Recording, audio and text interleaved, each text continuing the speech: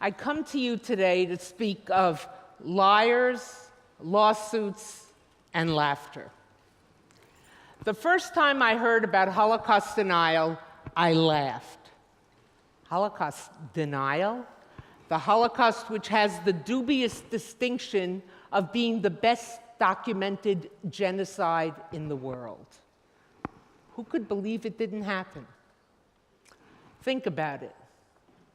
For deniers to be right, who would have to be wrong? Well, first of all, the victims, the survivors, who have told us their harrowing stories. Who else would have to be wrong? The bystanders, the people who lived in the myriads of towns and villages and cities on the Eastern Front, who watched their neighbors be rounded up, men, women, children, young, old, and be marched to the outskirts of the town to be shot and left dead in ditches. Or the Poles, who lived in towns or villages around the death camps, who watched day after day as the trains went in, filled with people, and came out empty.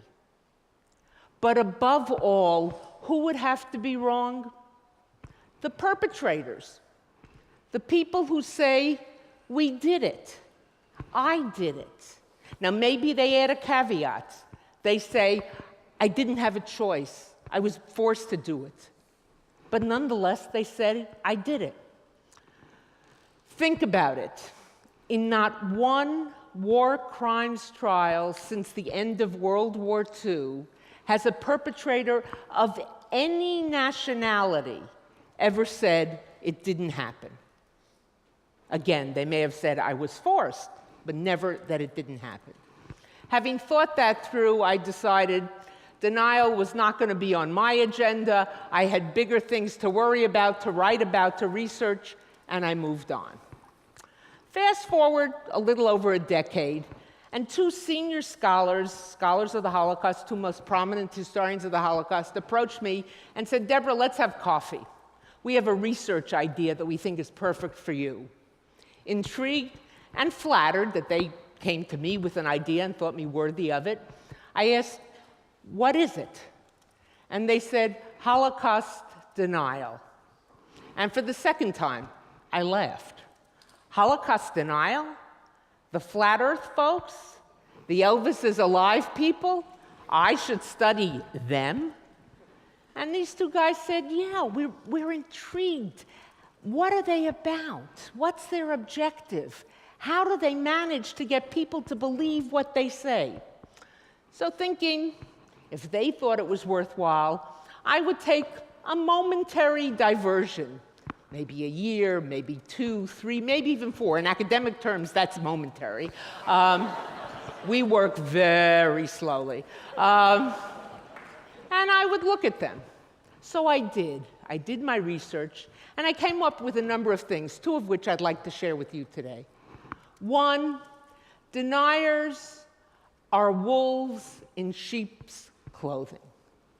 They are the same Nazis, neo-Nazis. You can decide whether you want to put a neo there or not. But when I looked at them, I didn't see any SS-like uniforms, swastika-like symbols on the wall, Sieg Heil salutes, none of that. What I found instead were people parading as respectable academics. What did they have? They had an institute for historical review.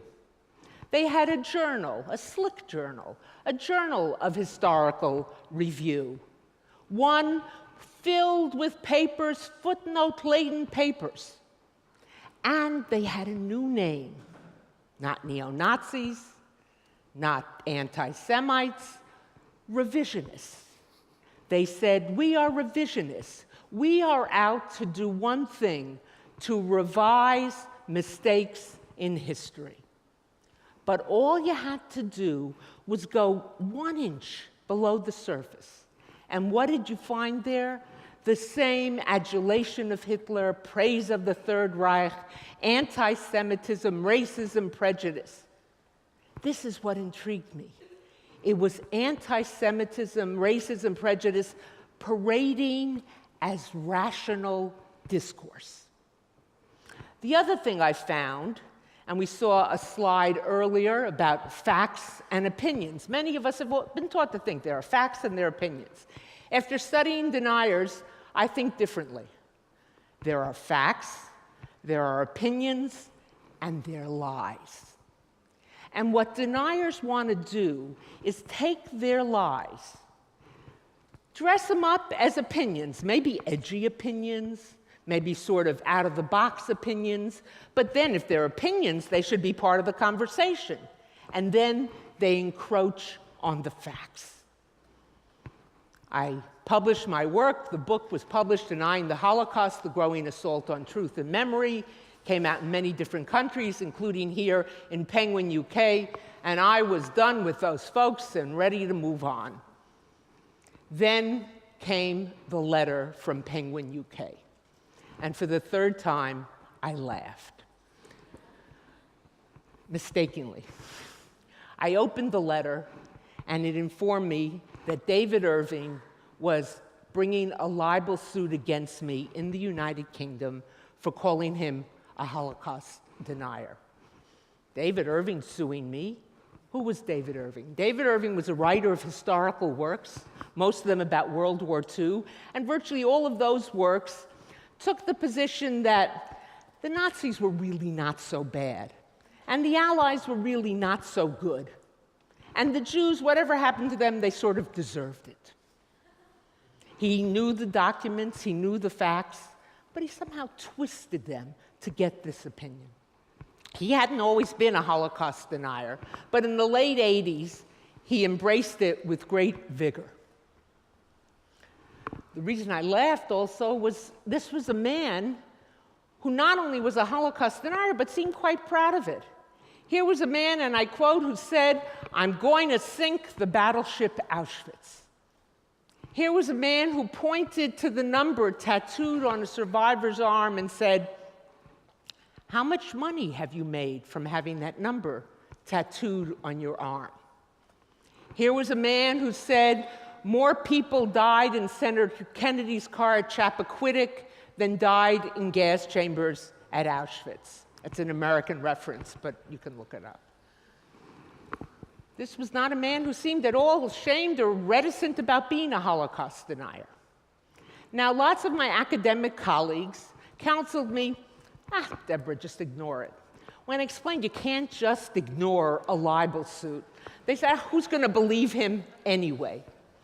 But here was the problem. British law put the onus, put the burden of proof on me to prove the truth of what I said, in contrast to, as it would have been in the United States and in many other countries, on him to prove the falsehood. What did that mean? That meant if I didn't fight, he would win by default. And if he won by default, he could then legitimately say, my, David Irving, version of the Holocaust is a legitimate version. Deborah Lipstadt was found to have libeled me when she called me a Holocaust denier. Ipso facto, I, David Irving, am not a Holocaust denier. And what is that version? There was no plan to murder the Jews. There were no gas chambers. There were no mass shootings. Hitler had nothing to do with any suffering that went on. And the Jews have made this all up to get money from Germany and to get a state. And they've done it with the aid and abetance of the Allies. They've planted the documents and planted the evidence. I couldn't let that stand and ever face a survivor or a child of survivors. I couldn't let that stand and consider myself a responsible historian. So we fought, and for those of you who haven't seen Denial, spoiler alert, we won.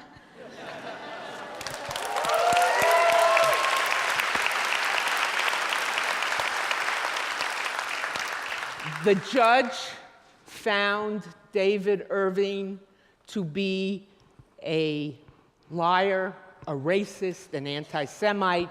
His view of history was tendacious. he lied, he distorted, and most importantly, he did it deliberately. We showed a pattern in over 25 different major instances, not small things. Many of us in this audience write books or writing books. We always make mistakes. That's why we're glad to have second editions, correct the mistakes. But these always moved in the same direction. Blame the Jews, exonerate the Nazis. But how did we win? What we did is follow his footnotes back to his sources. And what did we find? Not in most cases and not in the preponderance of cases, but in every single instance where he made some reference to the Holocaust, that his supposed evidence was distorted, half-truth, date changed, sequence changed, someone put at a meeting who wasn't there. In other words, he didn't have the evidence. His evidence didn't prove it. We didn't prove what happened. We proved that what he said happened, and by extension, all deniers, because he either quotes them or they get their arguments from him, is not true. What they claim, they don't have the evidence to prove it. So why is my story more than just the story of a quirky, long, 6-year, difficult lawsuit, an American professor being dragged into a courtroom by a man that the court declared in its judgment was a neo-Nazi polemicist? What message does it have? I think in the context of the question of truth, it has a very significant message. Because today, as we well know, truth and facts are under assault. Social media, for all the gifts it has given us, has also allowed the difference between facts, established facts, and lies to be flattened. Third of all, extremism. You may not see Ku Klux Klan robes, you may not see burning crosses, you may not even hear outright white supremacist language. It may go by names alt-right, National Front, pick your names. But underneath, it's that same extremism that I found in Holocaust denial parading as rational discourse. We live in an age where truth is on the defensive. I'm reminded of a New Yorker cartoon, a quiz show recently appeared in the New Yorker, where the host of the quiz show is saying to one of the contestants, "Yes, ma'am, you had the right answer, but your opponent yelled more loudly than you did, so he gets the point." What can we do? First of all, we cannot be beguiled by rational appearances. We've got to look underneath, and we will find there the extremism. Second of all, we must understand that truth is not relative. Number 3, we must go on the offensive, not the defensive. When someone makes an outrageous claim, even though they may hold one of the highest offices in the land, if not the world, we must say to them, where's the proof? Where's the evidence? We must hold their feet to the fire. We must not treat it as if their lies are the same as the facts. And as I said earlier, truth is not relative. Many of us have grown up in the world of the academy and enlightened liberal thought, where we're taught everything is open to debate. But that's not the case. There are certain things that are true.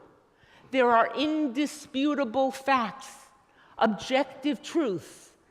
Galileo taught it to us centuries ago, even after being forced to recant by the Vatican that the earth moved around the sun. He came out, and what is he reported to have said? And yet it still moves. The earth is not flat. The climate is changing. Elvis is not alive. And most importantly, truth and fact are under assault. The job ahead of us, the task ahead of us, the challenge ahead of us is great. The time to fight is short. We must act now. Later will be too late. Thank you very much. Thank you.